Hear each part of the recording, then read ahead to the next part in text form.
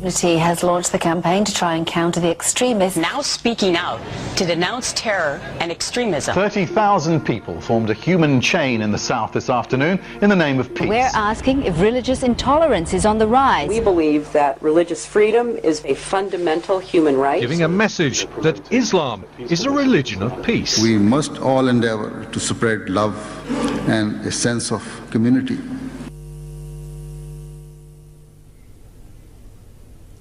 In the name of God, the gracious, the merciful, may the peace and blessings of Almighty God be upon you. Welcome to this, our third episode of Press Point. Today, we're looking at one simple question. Are religious freedoms at risk around the world? And if so, what can we do about it? We're going to look at three geographic areas. We're going to start in the West, so to speak, which is going to be Europe and the US. Then we're going to turn and take a look at South Asia, and then we're going to finish and wrap up with Africa. I'm here in the studio with my beloved brother, Farouk. Assalamu alaikum wa rahmatullahi wa barakatuh. Thank you very much for giving me time. This program is all about your interaction as well with us. So certainly send us your emails and tweets to PressPointMTA, as well as anything that happened to you in the case of your freedoms being taken away anywhere in the world, whoever you are. You're a Muslim, non-Muslim, doesn't matter. Just share with us your ideas. Anybody else you see whose freedoms have been taken away, share with us and we'll share with the MTA's worldwide audience, Jonathan. Farouk, I know you've been doing a bit of research. What is the global outlook for religious freedom across the world? Not very good. Looking at this map, for example, if you can see the map on the screen on MTA at the moment, of course this is a map of the worldwide situation at the moment, which is opencanada.org is a website by the Canadian International Council. The left side, of course, is the western part of the world, which is looking slightly better apparently. The darker shades on the right side, the dark shade shows there are very high levels of restrictions on religious freedom in those parts of the world. And of course these are Middle East, for example, here it's China, Pakistan, India, going Southeast Asia, Malaysia and Indonesia are looking very dark. Looking at this pie chart here, it's looking not very good at all. 67% of the cases where the situation hasn't improved, 32%, that's 1 in 3, it is going worse by the day. Only 1% of the cases where the situation is getting any better. So certainly it's very, very bad indeed. And who's the victim? Everyone. Christians, 130 countries, Muslims, 117 countries, Jews, 75 countries. So we all are victims of this global problem. The next section is looking at South Asia, with a particular focus on Indonesia and Malaysia. Now I have a story here on the Time magazine's World section. It says, can Christians say Allah? In Malaysia, Muslims say no. That story says that why are Christians claiming Allah, asked businessman Rahim Ismail, 47, his face contorted in rage and disbelief. The reason for their anger is a recent judgment by Malaysia's High Court that word Allah is not exclusive to Muslims. A good judgment, but of course looking at this news does worry us all.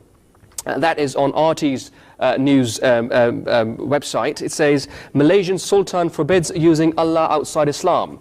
He says that the news says Sultan of the Malaysian state Selangor has issued a decree that the sacred word Allah can be used only by Muslims.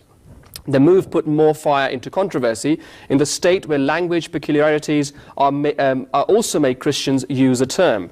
And at the end it says a stern action was ordered against those questioning the new fatwa, but did not elaborate on the word stern.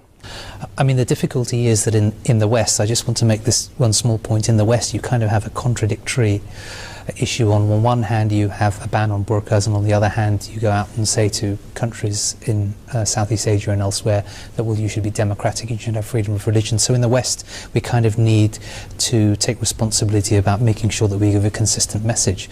But when you have examples in Malaysia where, for instance, you have in the Selangor region the Sultan saying, well, people other than Muslims can't use the word Allah. I mean, it goes against really the fundamental basis of Islam, because one of the fundamental principles of Islam is, of course, the unity of Allah, and we believe there's only one God. So I find it quite bizarre that you have an individual saying, well, Allah is for us and you've got your own God for Christians. I mean, that doesn't work within the theology of Islam. It's running counter to the freedom central in Islam. And that leads on to, the real issue here actually, is that there are a number of clerics within Southeast Asia who are using religion for political purposes. And this is a point that was made by the last speaker. And the reason is that it's very difficult to get a majority government, and so you need coalitions, and therefore you have religious minority groups, religious political groups who use religion in order to get votes. The reality is that Islam really does protect freedom of religion. You know, you look at chapter 2, it says there's no compulsion in religion. Chapter 10, you know, it says that if Allah wanted everybody to have one religion, well, he would have done that. And even Surah Al-Kafirun says, my religion for me and me for you. My religion for me and your religion for you. And you see that in the practice of the Holy Prophet Muhammad sallallahu alaihi wasallam. If you look at the Covenant of Medina, he provided religious freedom to people of all faiths, you know, and indeed if they had done something wrong, they would be sentenced under their own religious laws. So when you look at what Islam actually says, by reference to the Holy Quran and the Holy Prophet ﷺ, and what we say as a community in 202 countries of the world, you find actually that the brand of Islam that is propagated across Southeast Asia isn't really Islam at all. Okay. So it's not Islam at all is perhaps what we might conclude, but Mr. Hayat, I mean, why is this happening? Viewers at home might be saying, well, we see Muslims all over the world doing this, so this must be Islam, but what is going on and why? Yes, I think if you look at the history of Indonesians and the Southeast Asians, they were gentle people, you know, very respectable people, and their culture was that of respect. So why is it that suddenly we see this change? Well, if you look at it, actually the problem actually emanates from Pakistan. And the link is Jamaat-e-Islami. If you look at what is happening in Indonesia and Malaysia, you will find the link is Jamaat-e-Islami. And if you see that in this concept actually emanates from Pakistan, in Pakistan the Ahmadis are not allowed to just even use Islamic terminology. Mm-hmm. We can't say Assalamu alaikum, otherwise we'll be locked up for 3 years. And that intolerance about using terminology which is Islam, so-called Islamic, is now being transferred into the Southeast Asia.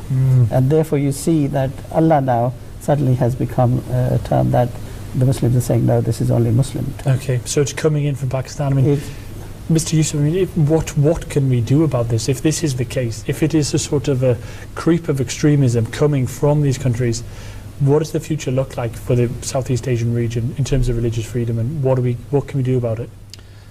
Look, I mean, I think it's important to say, you know, we wish absolutely well to all of these countries, and we have no argument or no dispute with any particular individual. But what we do say is where you've got governments in place, they should provide equal religious protection to all communities. It's not just about Ahmadi Muslims, it's not just about Christians or about Hindus, it's about Jews as well. It's about people of all faiths having the entitlement to be able to practice their own faith, because religion is about an individual. It's not really about a collective to say, well, a state is to decide which religion you should have and which religion you shouldn't. All of the international treaties, the Universal Declaration of Human Rights, the ICCPR, the African Charter, the American Convention, the ECHR, they all say the same. Everybody should have the freedom to practice their own religion. So in Pakistan, I mean, really what we need is a wider debate really about, well, what is the role of religion within Islam? And the other thing that we need is a separation of religion and politics. You know, I mean, if you start to use religion as a political tool, which is what's been happening with a number of these religious clerics, then you have these problems. And I think that's something that we need to look at. Okay. Mr. Hayat. Yes, I think the thing is that, you know, when Pakistan was going through this, at that stage it was purely a political thing that Bhutto wanted to solve a problem that he claimed was a 90-year problem for Islam. And he was not interested in Islam himself, but he thought that he could win favor with the mullahs by declaring us non-Muslims. And at that stage, Khalifa Salis said that today you're declaring us as non-Muslims, but tomorrow this thing will spread to other communities. And the hatred that you will build up will destroy your society. And what we're seeing in Pakistan today is that now that has been used against the Shias, against the other minority groups.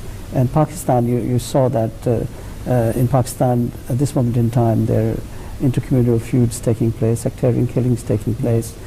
And now Pakistan is a very crucial point where they have to decide what is it that they want. And if they continue with this hatred, this message of hatred, they're going to spread it to other parts of the world, and then that will, you know, create a problem throughout the world So and destroy the whole society. Almost for the very, world. very crucial time, and really all the Muslims have to get together and decide. The mullahs or their leaders have to get together and decide what is it that's going on, where are we going wrong, how do we address it, and we have to find a solution to this. Otherwise, the extremism will destroy our earth. All right, okay. So it sounds like it's a crucial time, not only for Southeast Asia, but in fact for religious freedom across the world. We'll come to What Pakistan in a minute. I tweets have you think there's a couple of tweets here waiting for us. One is from Harjinder S. Kukareja. He's a Sikh, and he mentioned something very inspirational. He says that Allah is mentioned 12 times in Guru Granth Sahib by Baba Farid. Guru Nanak, Guru Arjan, and Saint Kabir have used the word Allah 18 times. He further says Malaysia banning non-Muslims from using Allah impacts religious freedoms of Sikhs. Allah is mentioned several times in Guru Granth Sahib. Then we have a message from Madiha Walker. She says, the choice to dress as Muslim woman should not be taken away from us. Surely that would amount to oppression. And there's a question mark after that. So of course, the point Khalil Saab was making initially.